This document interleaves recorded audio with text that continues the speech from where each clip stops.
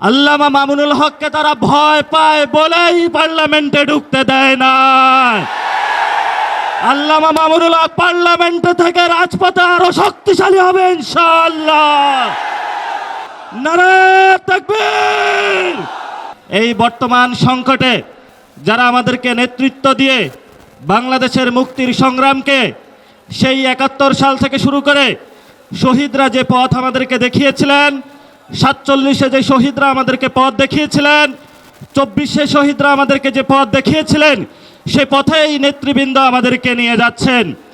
আপনারা জানেন গত ১২ই ফেব্রুয়ারি যে নির্বাচন হয়েছিল, আল্লামা মামুনুল হককে তারা ভয় পায় বলেই পার্লামেন্টে ঢুকতে দেয় না। আল্লামা মামুনুল হক পার্লামেন্ট থেকে রাজপথে আরো শক্তিশালী হবে ইনশাআল্লাহ। আমরা এক আল্লাহ ছাড়া কাউকে ভয় পাই না। আমিও মাদ্রাসায় পড়াশোনা করছি। নারায়ে তাকবীরের একটা স্লোগান দিয়ে ইনশাআল্লাহ বক্তব্য শেষ করব।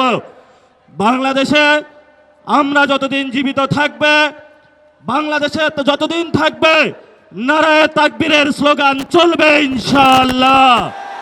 নারায়ে তাকবীর, তাকবীর, নারায়ে তাকবীর। সবাই ভালো থাকবেন, দোয়া করবেন। সংগ্রামে ইনশাআল্লাহ রাজপথে দেখা হবে। আসসালামু আলাইকুম ওয়া রাহমাতুল্লাহি ওয়া বারাকাতুহু।